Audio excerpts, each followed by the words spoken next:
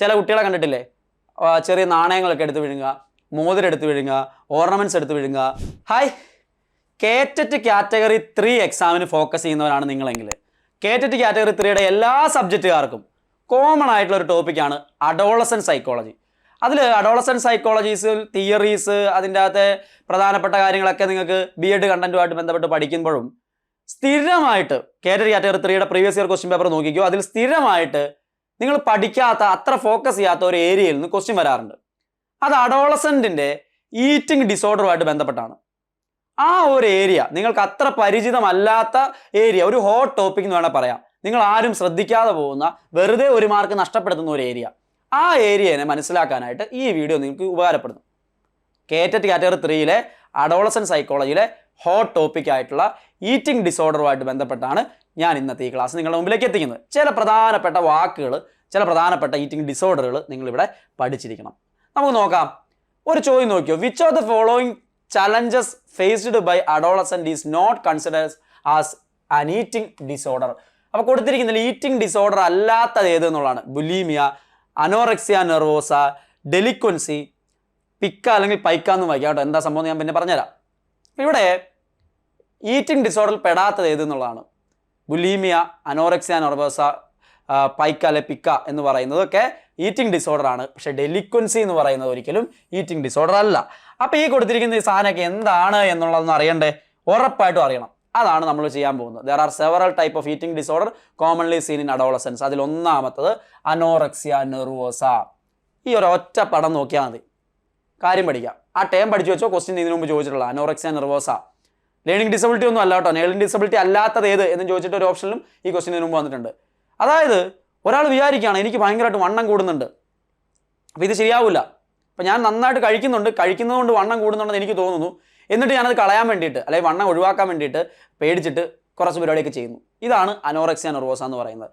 Individuals with anorexia nervosa have an intense fear of gaining weight. അപ്പോൾ എനിക്ക് wait കൂടുന്നു എന്നുള്ള ആ ഒരു പേടിയുണ്ട്, എനിക്ക് വണ്ണം കൂടുന്നു എന്നുള്ള ആ ഒരു പേടി, ഞാൻ നോക്കുമ്പോൾ എനിക്ക് കൂടുന്നതായിട്ട് തോന്നൽ, ഇതൊക്കെ അനോറെക്സിയ നെർവോസ ഉള്ളവർക്ക് തോന്നുന്നതാണ്. നിങ്ങൾക്ക് അതുണ്ടോ എന്ന് നിങ്ങൾ സ്വയം പരിശോധിക്കുക.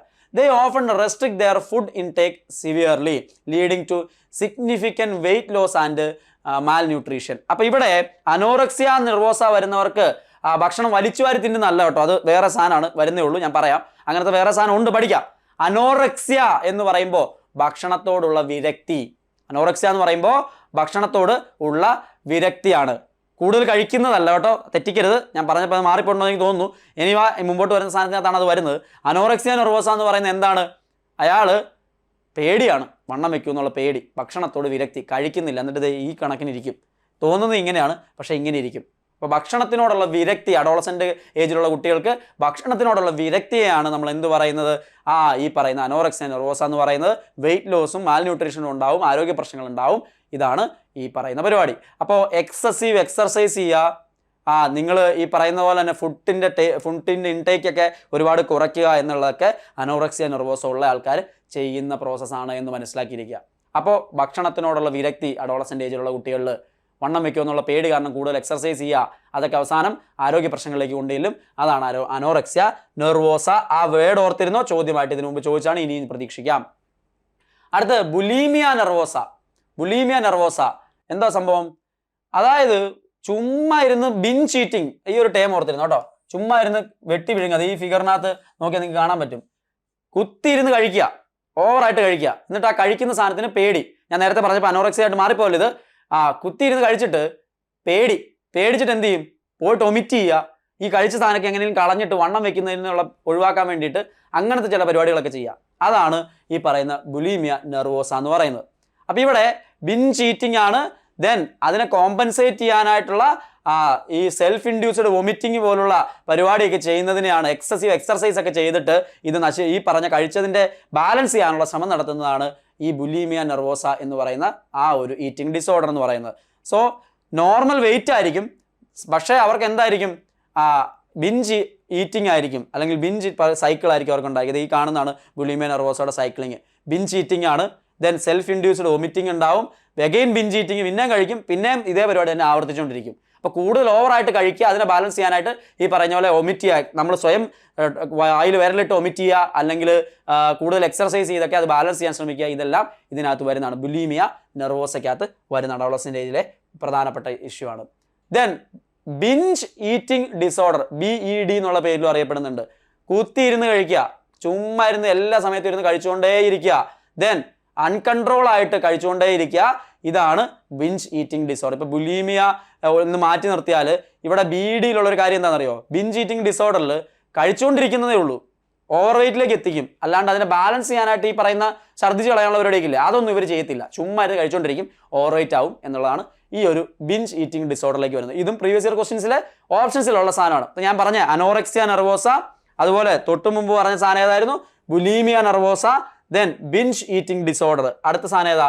Other specified feeding or eating disorder, OSFED, other specified feeding or eating disorder. അതായത് ഈറ്റിംഗ് ഡിസോർഡർ ആണ് ഈ അനോറക്സിയും ബുലീമിയും BED ഒന്നും അല്ലാതെ ബട്ട് സിഗ്നിഫിക്കൻ്റ് ആയിട്ടുള്ള പ്രശ്നങ്ങൾ ഉണ്ടാക്കുന്ന രീതിയിലുള്ള ഈറ്റിംഗ് ഡിസോർഡർ ആയിട്ടുള്ള മറ്റുള്ള കാര്യങ്ങൾ കോമൺ ആയിട്ട് other specified feeding or eating disorder എന്ന കാറ്റഗറിയിൽ പെടുത്താൻ പറ്റും. So a typical anorexia nervosa where the individual weight is within the or above the normal range and purging disorder, engaging in purging behavior without being binge eating. അതായത് നേരത്തെ പറഞ്ഞ രീതികളിൽ നിന്ന് മാറിക്കൊണ്ട് എന്നാൽ eating disorder ആയിട്ട് വന്നിരിക്കുന്ന കോമൺ ആയിട്ടുള്ള കാര്യങ്ങളെ ചേർത്തിട്ടാണ് ഇങ്ങനെ വന്നിരിക്കുന്നത്. ഇതൊരു ജസ്റ്റ് ടേം പഠിച്ചിരുന്നാൽ നിങ്ങൾ other specified feeding or eating disorder അങ്ങനെ കണ്ടിട്ടില്ല, പക്ഷേ ഈ കൂട്ടത്തിലുള്ളത് കൊണ്ട് ഞാൻ അതിനെ ഒന്ന് തന്നെന്ന് മാത്രമേ ഉള്ളൂ.